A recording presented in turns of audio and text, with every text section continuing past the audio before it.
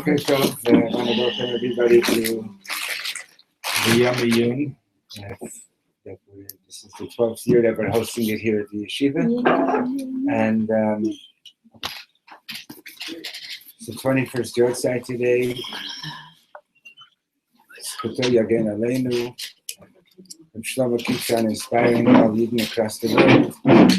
And I'm pretty sure everybody over here knows that Amanda teaches here every week on Thursday mornings.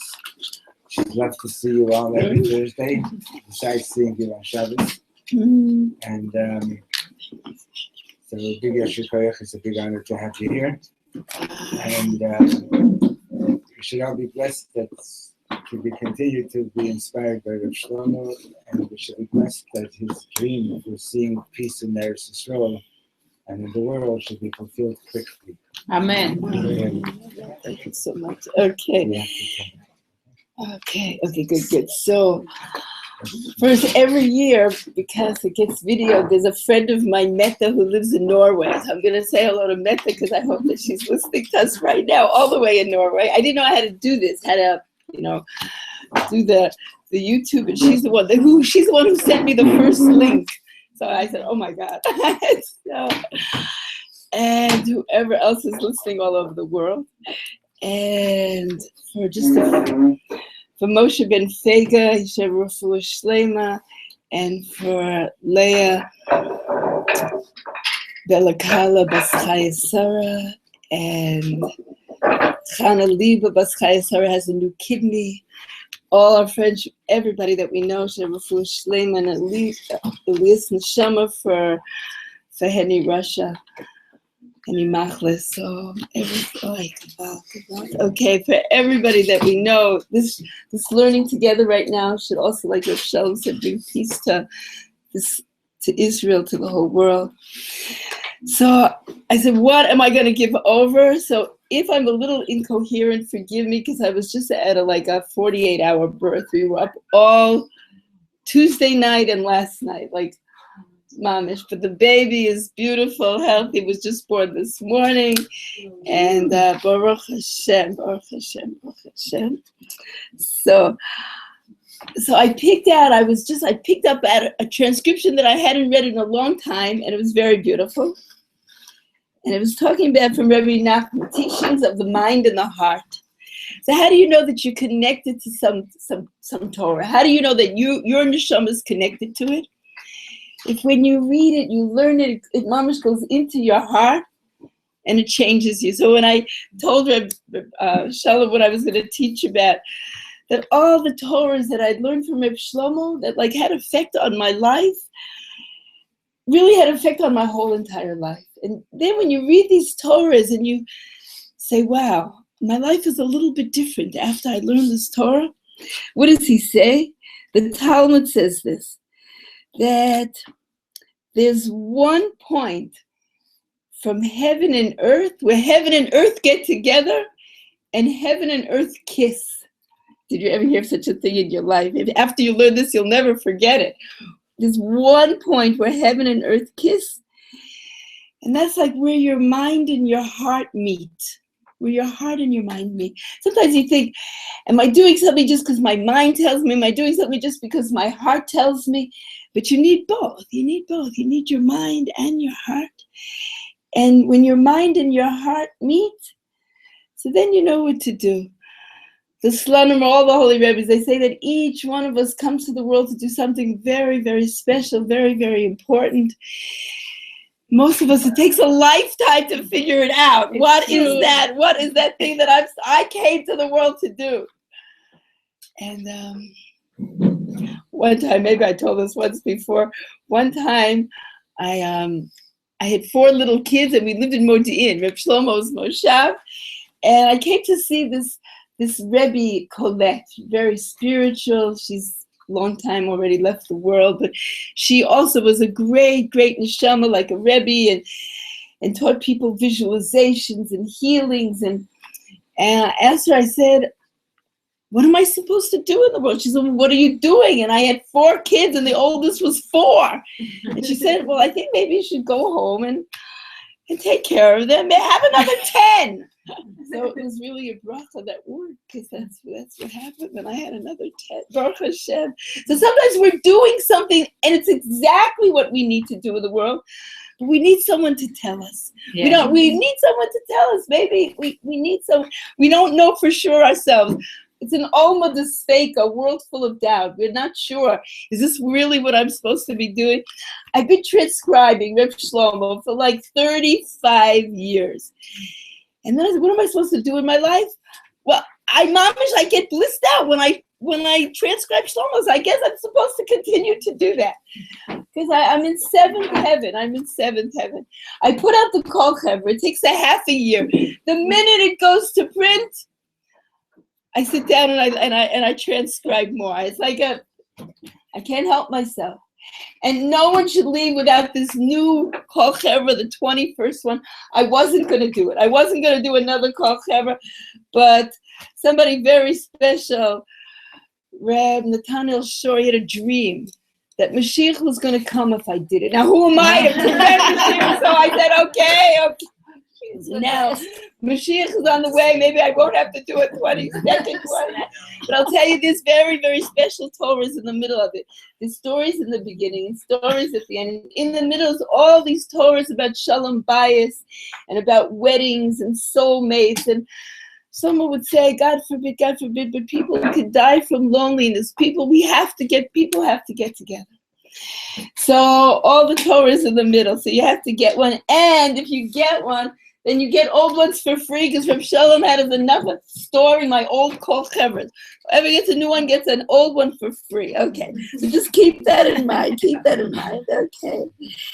Then he says, this is from Kabbalah. There's a straight line. It's Ka Hayashar, a straight line. He says that sometimes that someone could say something to you and it goes straight right into your heart. It goes right into your heart. Just have to say a few words. Someone would say sometimes there were Rebbes who would talk for hours and hours, but you came away and it didn't change your life. But then one Rebbe or a friend or whoever it is that you meet on the road tells you just one thing, and it blows your mind and it changes your whole life. So I bless us all that we need those vessels to receive those one-liners from whoever we meet. Because sometimes you can meet a person, he'll tell you something, and you really didn't hear it. You didn't really hear it. So how do we hear each other? How does that heart and mind meet? And how do we do it? How do we have like vessels to receive everything that God wants to send us? So I also am giving over the shir that there shouldn't be machlokas in the world. It says that when you want to tell somebody that they did something off, they made a mistake and you saw it, you want to tell them. But if you just tell them like that, oh, you did something terrible, you made a mistake, how could you have done that? They're not going to listen to you. In fact, they might get really mad at you.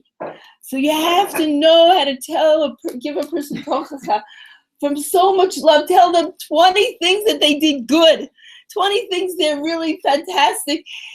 And then maybe you could tell them the one thing that you want to tell them that, and I make that mistake all the time. All the time I make that mistake and I don't do it. Thank you for coming. I make that mistake all the time. It's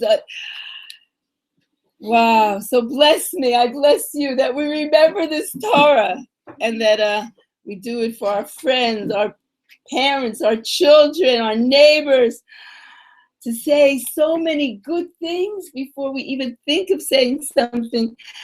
Because, I bless all of us.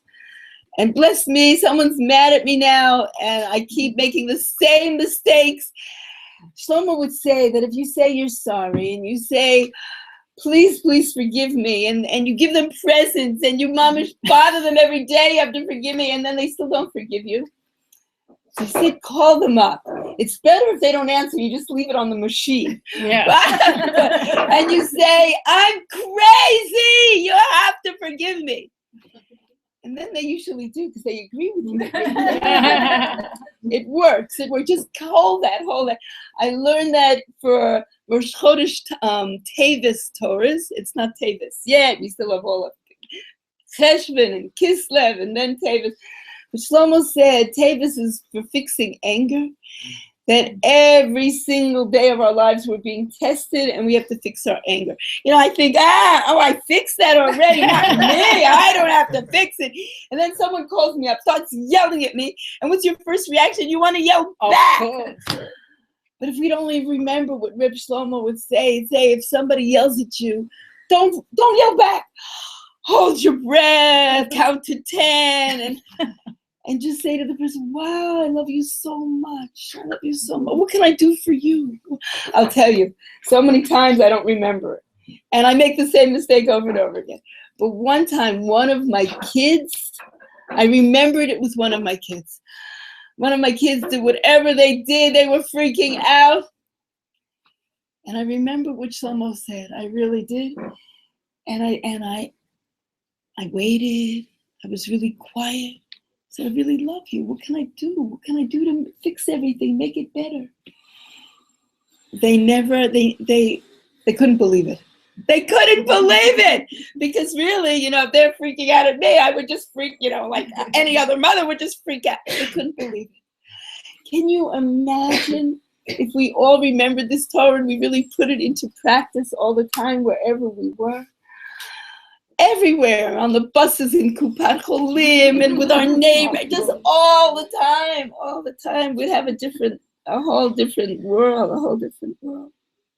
Okay, so then he says in this transcription, it was from 1974. He said also we should all bless each other when two friends meet each other. They should hear each other. They should listen to each other. Their minds and their hearts should meet in that one little space where the hearts and minds meet.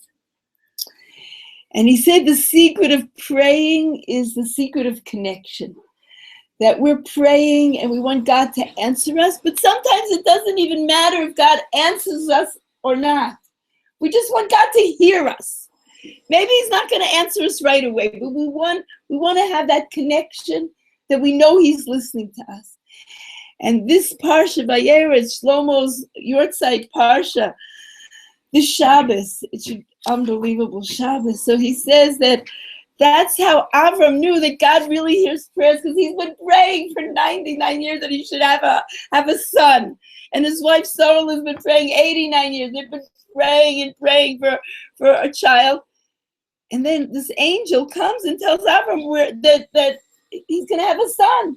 He's going to have a son, Yitzchak. And they laugh, and that's why he's named Yitzchak, because they're laughing. They can't believe it. And then when he realizes that God really hears our prayers, then he can even daven for Sodom, the most wicked, evil place in the world. And God doesn't say Sodom, but he was davening for the people in Sodom. And he said that he saw the light of Mashiach, because Ruth, our Holy Mother Ruth, comes, and the Mashiach is coming from our Holy Mother Ruth, David HaMelech. So we have to know that God really hears us. God hears us. God hears us. Okay, so I'm gonna tell you this other. I have all these different Torahs.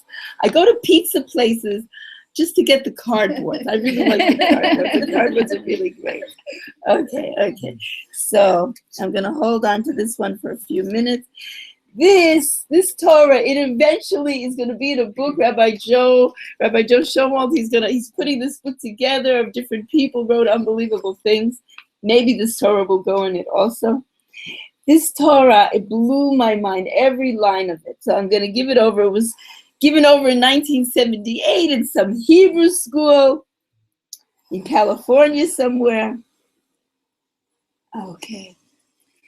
So he said that what is life all about? Life is all about very, very special moments, very special people. That everyone should have something really, really special in their life. One thing that's very, very special. Something that you're really passionate about. Something that's so special in your life. And of course, Shlomo would bless us all right now that every single person should have one person that's so special in their life. One person. And the holiest place, the most special place in the whole world, is the place of the Holy Temple. And we don't have the base of Mikdash now. Wow. What? It really was the most special place where everybody in the whole world could go there, and there was like this unbelievable God consciousness, a collective consciousness. Everybody who would walk into the base of Mikdash felt God, and felt each other, and loved each other, and gave space to each other. The miracle that everybody could like bow down, and there was space, millions of people, and everyone gave each other enough. But it wasn't just the physical space, it was the spiritual space, that every single person respected the second one. And everybody gave each other cover. And why don't we have it now? Because we stopped giving each other so much cover. And so the temple was destroyed. And that light, where is that special light now? So we're trying to hold on to that light. We're trying to find that light. Every person that we meet, we're trying to find that person's light. Because God is in every single person. Every single person has some very, very special light. I'm blessing us all that when you meet somebody, you reveal their light. Their light that was hidden away is revealed. Someone said there's retail evil. You're passing by someone and you don't want to give them tzedakah. Well, I'll give somebody else, maybe tomorrow, the next day. I do have to give to every person.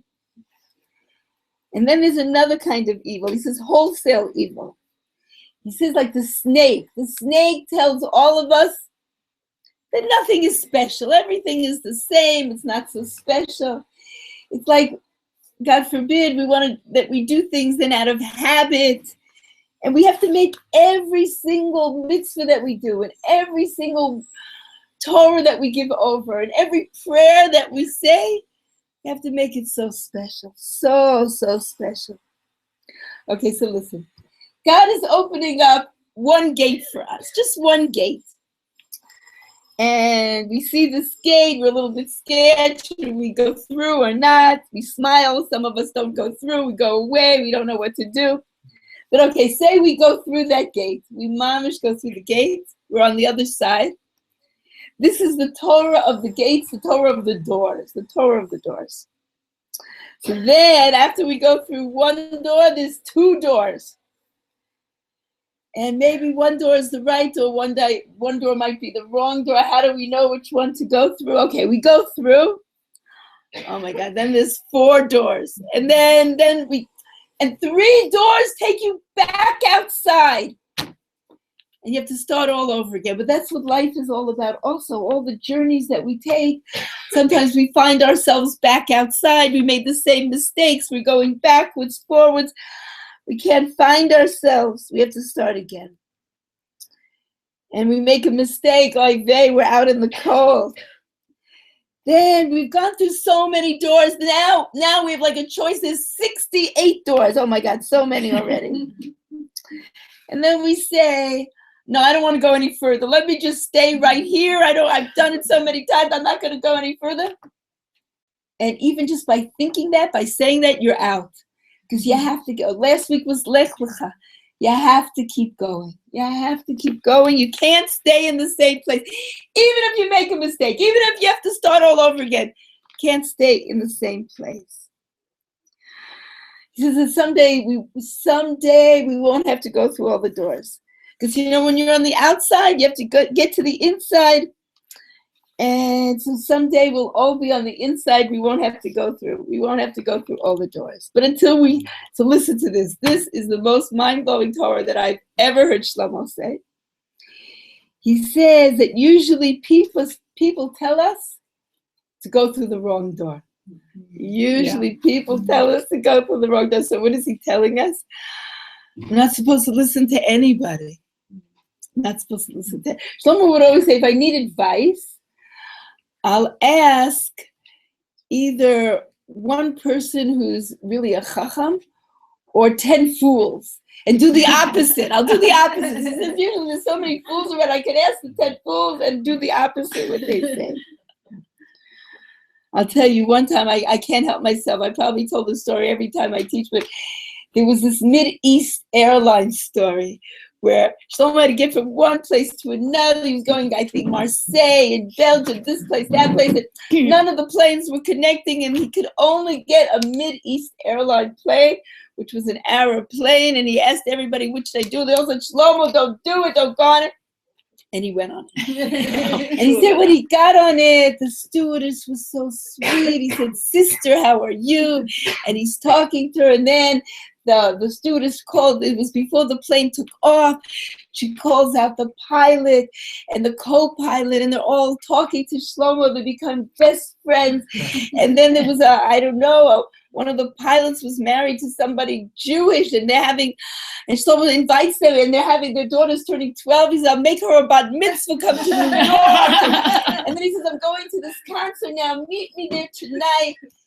And then all of a sudden, there was engine trouble. Something was the matter. The plane doesn't even take off. They all have to leave the plane.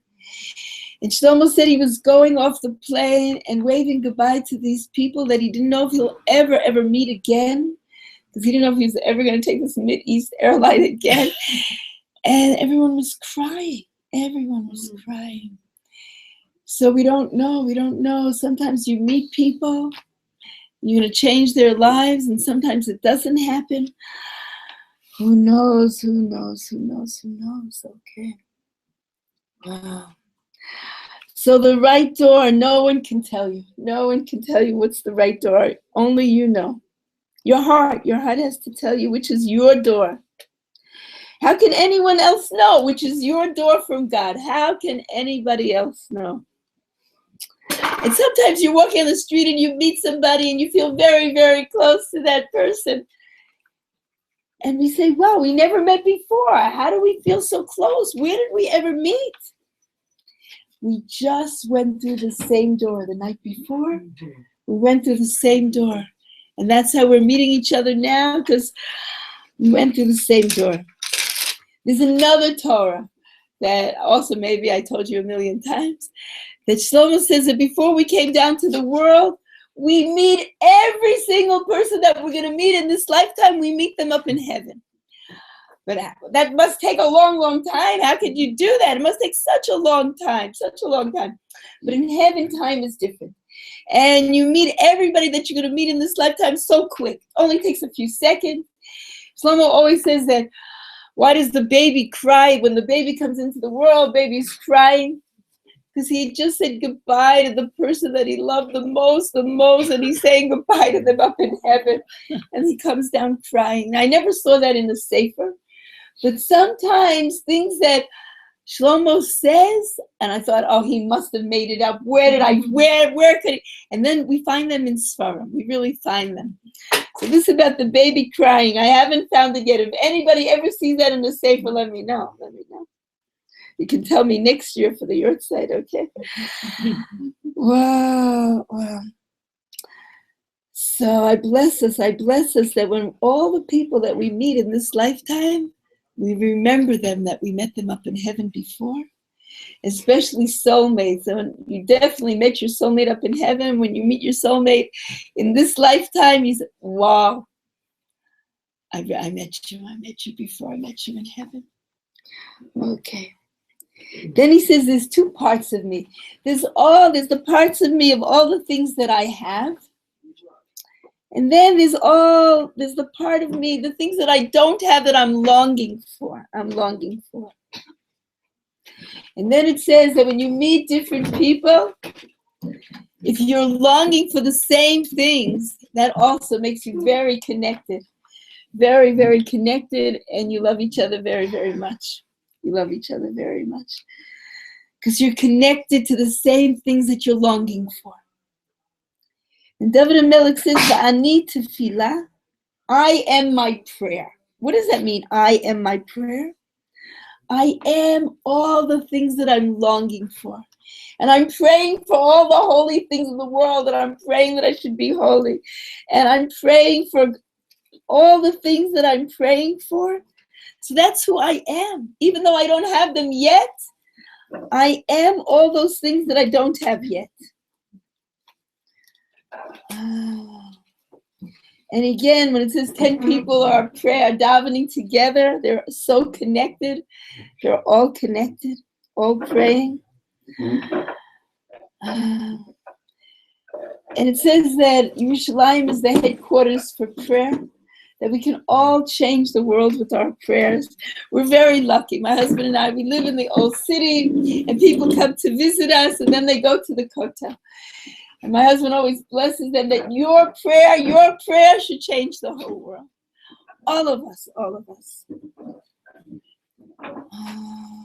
Beit Tefillati, Hashem's house, should be a house of prayer. And soon, Yerushalayim, I'll tell you that the past, wow, on Yontif, before Yontif, thank you for coming, before Yontif, after Yontif, hundreds, thousands of people were going through the old city.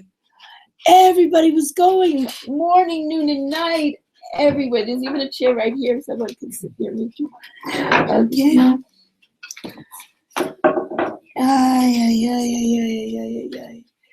So it hasn't been so easy. It hasn't been so easy these past weeks. Our learning also should be for Shlema, for all the people that got hurt, all the soldiers, and we should all be safe. We should all be safe wherever we go. We should all be safe. So it says that the davening that happens in Yerushalayim is Mashiach davening. It's Mamish Mashiach davening. So this is very cute. Shlomo would always tell a story in the middle of everything. There was a chassid, Gaval, for 18 years. He didn't have children. And so he goes to his Rebbe, Reb David, and he says, please, please, bless me with children. And so this Reb David says, now I know this other Rebbe, the Tasha Rebbe. The Tasha Rav Shreiger Feivel Halevi. Tasha's in Hungary. Okay. So invite him to your house and he'll bless you. Okay, so he finds this Rebbe, he invites him to his house.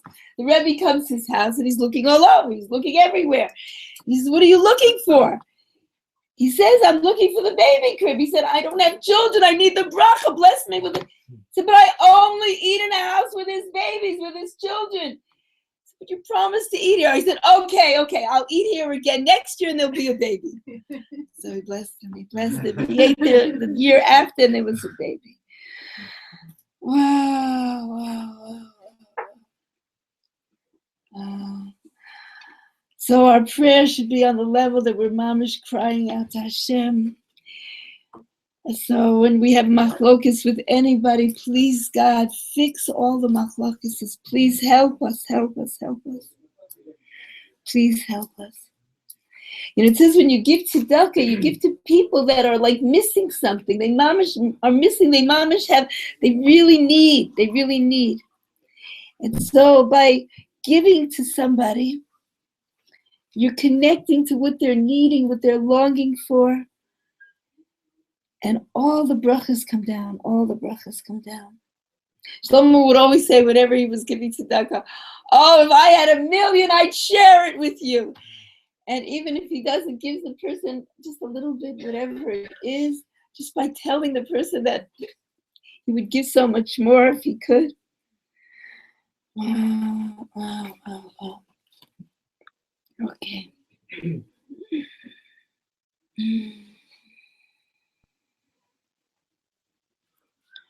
So I'm blessing all of us that we're praying for all the highest things in the world, all the things that we're longing for. So now I'm just all these Torahs you can find in Shlomo Kasser's Even Shlomo on the Parsha. It's very beautiful. So I'll just tell you just a few things. And I don't know if it's here, but if you can buy it, it's very also, those two chalakim of Sefer Bereshis is very special, very, very special. And I don't think Shmot came out yet, but we bless that it all comes out. So this parsha is all about revelation, Vayera, that God is revealing himself. He's revealing himself even beyond words. How do we make it? How do we make it all these years without the Beis Hamikdash? That the Beis Hamikdash was burnt down. How are we making it? So it's like a miracle. It's a miracle because each and every one of us comes from far away and we all made it. We all made it. We're all here. What a miracle.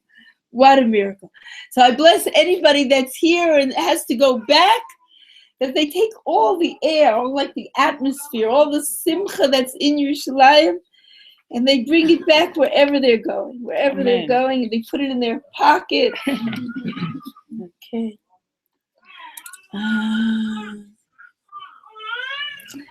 And to know that every single letter, see, all of us, each and every Yid is one letter in the Torah, and all of us together is very strong, very, very, very strong. And then Shlomo says that Shabbos is like nuclear power. The power of Shabbos is so strong, is so holy, is so unbelievable. I give up this little Shabbos shir on Thursday mornings, and it really is true. The Slonim and all the Rebbe's say this, that by us Yidden keeping Shabbos, we keep the world going for another whole week. That if we didn't keep Shabbos, the world might stop. And us keeping the Torah, thank you for coming. Thank you. That us keeping the Torah is keeping all, like the moon in the right place, the sun in the right place, all the stars in the right place, that the earth goes around on its, that we're keeping it all together. We're keeping it all together. I bless you and me. We keep it together. We really keep it together. And it says this one prayer in this parsha about praying for stone. It's praying for the Geula, praying for redemption. And the whole world depends on our prayers. The whole world depends on our prayers. And the very, very first prayer that Avram is praying for stone, he mamish wants to bring Mashiach. The very, very first prayer, the very first prayer. And God didn't want him to work so hard. There wasn't anybody in the streets, but Avram's mom was chasing those pagans, come to my house, come to my house. Because it was the third day after the bris, it's a hard day. We should all have strength. We should all have strength, even on the third day, even on the third day. And Shlomo says also that we have to tell each other good stories. Whenever we meet, whoever we meet, we have to tell them a good story. Tell them good stories. So there was another story right here. Moshe Pizhavska. Now let's see. Pizhavska. I hope I'm saying it right. Okay. He wanted to just sit and learn all day, but he had to make parnasa for his family. And he heard that there was they had an advertisement somewhere that they need a whiskey manager. Now he doesn't know anything about whiskey, but he applies for the job and he says, I want to be your whiskey manager. So they hire him. They hire him. And all of a sudden, because he's such a holy man, all the whiskey tastes better. Not only does it taste better, but they're starting to sell whiskey like they never sold before. It becomes like $1 million profit, and they keep him as the manager. And one time, the person who hired him goes to his house. It was late at night, just to see what's he up to. And he's learning. And he sees somebody else he's learning with. And he doesn't want to disturb them. He knows it's a very holy person, maybe not even from this world. So the next day when this holy Rebbe comes to be the whiskey manager and goes into his office, really his office is just all his sparring because he doesn't know anything about whiskey anyway. And so the person who owns the whole business says to this Rebbe, he said, I saw you learning last night with someone. Who was it? It was David HaMelech. But he must have been a pretty holy person that owned this business if he really saw David HaMelech, if he saw him. So I bless us all that when we see David HaMelech, we mamish recognize him. We know that it's David HaMelech. Wherever it is. Shlomo, he used to take us out to these greasy steak places on a grippers that would be up all night. And how do I remember this? Because he would teach in our house. And by the time he came to my house, I had to clean the house all day because it was really chaotic. If anybody remembers, oh my God, it was such a balagan. I had to make sure the children were bathed and they looked clean. And I always baked the cake. And then Shlomo would have to kiss and bless every single person in the house before he really started teaching. And then he would sing a little bit and we all sat on the floor. And I'd be the first one to fall asleep. So embarrassing, I'd fall asleep. And but I'd always wake up whenever he told Torahs about children. I guess Shlomo knew that I would be having lots of children, and I would always wake up. I would always wake up whenever he'd say anything about children. And then I'd always wake up at the end, and we'd cut the cake, and he'd have to give everybody more blessings with every single piece of cake. And then a lot of people went home, but a few of us stayed, because we knew that Shlomo didn't want to go to sleep yet. And he took us to these steakiyot. And I had been sleeping the whole night, just woke up a few times for about the Torah, the Torahs for children. And then I'd be wide awake and I'd go to these restaurants with a few of us. And Shlomo would always say that the people who ran these restaurants, they were the Lamed Vav Tzadikim. So I bless us wherever we go. We manage the Lamed Vav Tzadikim reveal themselves to us, and we know who they are, and we meet them wherever we go.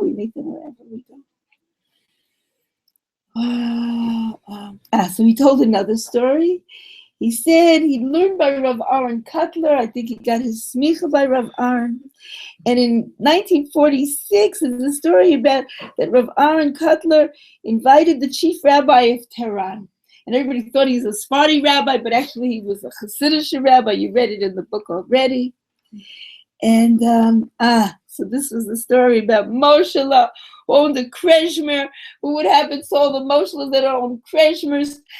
They don't have their money to pay the rent, and they're going to throw him out. Not only are they going to throw him out, they're going to probably kill him or throw him in jail, and all his children and his wife. What's he going to do? So Moshe, so someone told him to go to Reb Reb Melech, and he writes on a big note, he says, I can't pay my rent. And he goes to Reb Melech. On the way, he meets the Seer of Lublin, and also Mendeleev Rimena, the head of corruption. So he meets these three rebbes, but it's the Seer of Lublin who could see from one end of the world to the other. And he says, listen, don't go out on next Monday. Just don't go out. Stay in your, don't go out. It would be, don't go out. And then they go all the way to Reb Melech. And Reb Melech not only sees inside the note, but he could even see what everybody said before and all the advice that people gave him before. And his advice was to say, when the owner of his Kreshmer that's going to kill him, when he comes to get him, say, I'm not coming out unless you give me 10,000 rubles. This is a crazy story, totally crazy story. This Moshe goes back to his wife. He tells her everything, but he forgets some of it, and he says it's too crazy anyway. I'm not even going to do it. So he forgot on Monday he shouldn't go out, and when he goes out on Monday, they mamish catch him. The Kreshmer guy says, get this Moshe, and beats him up, and they're whipping him, and he comes home all a mess. And his wife said, what did you do? You were and she remembers that it said don't go out, and he had gone out. And then what happens? The Kreshmer's, the person who owned the Kreshmer, his wife, it said that every wife, there was one Jew that they liked, one Jew, because the Jews would help them find bargains in the shuk. And so she says to her husband, where's Moshe? I need bargains in the shuk. I haven't seen him in a while. What happened to him? says, oh my God, he's like half dead. Now, I just had people to beat him up. And no, I want him, you bring him home. And so he's listening to his wife. He has to go. He goes to Moshe. And he says, Moshe, come out. And Moshe says he doesn't want him to beat him up more. And then he remembered. He remembered what Rabbi Melech says, and he said, and I don't know how he had the asas to Kiddush, not only to remember it, but really do it. He says, I'm not coming out until you give me 10,000 rubles. That was it. That was it. He had to give him the 10,000 rubles because his wife said, bring Moshe home. And so it said that the seer was able to see what was going to happen. But Melech, he mamash even saw after the hitting. After Moshe got hit, he even sees what's going to happen after that. He sees what's going to happen after that. So I bless us all that we have also, we can see from one end of the world to the other, that God gives us Ruach HaKodesh sometimes, and once in a while we can really see, and we should mamish recognize that this is mamish Ruach HaKodesh from HaKodesh Baruch Hu. Wow. So it says also that it's in Pirkei Avos, you have to make yourself a Rav, but even more important, each one of us has to have a good chaver, chavrusa. Someone would tell us all the time that if you have one chavrusa, that your mamish do it, your mamish learn together every single day, even if it's just for a few minutes. Maybe you have to call each other up, or however you do it on Skype, or however you do it, but mamish every single day. Not even to forget one day. Could change the whole world. And Shlomo says, Gaval, look at the world. The world's a little bit crazy, and we had to go through a flood in the Tower of Babel, and then we come to Eretz Yisrael, Lech Lecha. And now God is revealing himself to Abraham. And so this is also a Torah from this is beautiful. From Shimon Skirnovich. It's another story. This story was that there was some places where there was only one Jew. And there was one place, a little village, where there was only one Jew. And what happens? The Jew's daughter the goy found this daughter, and he wants to marry her, and she's hiding in like a nunnery somewhere, and she's going to convert and marry the guy. And when this Reb Shimon Skirnovich hears this story, he decides he's going to sit outside this convent where this little Jewish girl is, and he sends her a note. And the note says, I, Shimon of Skirnovich, is waiting outside for you. And he waits and waits, 1 day, 2 days, 3 days. And finally she comes out, and he says, okay, thank you for coming. And how did you know? What made you come out? She said, I knew you were going to wait. You were going to wait until I came. It says, V'hu yoshev petach ha'ohel mamish. Avram is sitting at the tent, at the opening of the tent, waiting. It says we have to all be waiting for each other. We have to be waiting for each other and be helping each other, praying for each other. And I think I have to stop. Okay. So again, just the last thing I'll tell you, it says that whatever we pray for, really God is praying for us, and we have to pick up on the prayers that God is praying for us. And maybe it really is that God is praying and we have to answer. So I'll leave you off with just that. Today should be the best Shlomo yahrtzeit ever. And we should meet again at the Kever. And tonight also at your car, there's a whole program, 7:30. And I have to run to a bat mitzvah. So I'm blessing everybody. Okay, listen. So I'm going to leave a whole bunch of these. I have to sell them for 70 shekels because there's lots of Torah, and we have to take care of Shlomo's family and all different reasons why. I'm going to leave a whole bunch. And so you have to know, though, that if you get one from this year, then you can get any one of these for free. Okay, well, last year's or from a long time ago, or the Sparks of David is, my son put out is also, he said, Ima, I have boxes and boxes of them. Give them out for the yahrtzeit. Okay. So I just want you to know that, so you'll come away with 2 books at least. And I don't know, so maybe we'll just leave an envelope here and I'll get it at another time. Okay. So thank you so much. Thank you. Thank you, Oh my God. You're strong. Okay, a good yantif. It says Cheshvan doesn't have yantifs except Shlomo's yahrtzeit. And the third base of Mikdash is supposed to be initiated in Cheshvan. So may we all be dancing together. Amen. Okay, so I'm gonna run. I just heard a story. You mentioned that I just heard a story that his father was going to Shabbos with his daughters, and he was going to shul or something, and his Arab started to and with the knife, and was in Chicago. He's now in we're going to see David Melech. He was in New York. And he was screaming, and the guy just like stood like motionless and ran away. He said that What's your name? How do I know you? I know you. How do I know you? Oh, If anybody wants to be on the email list, there's some tiny sheets around. Yes. So this is these classes today are free, but if you want to get some to for the yeshiva, please and I need just one envelope to put here, but whatever. Yeah. Okay, so in 10 minutes the next year. Thank you all for being here.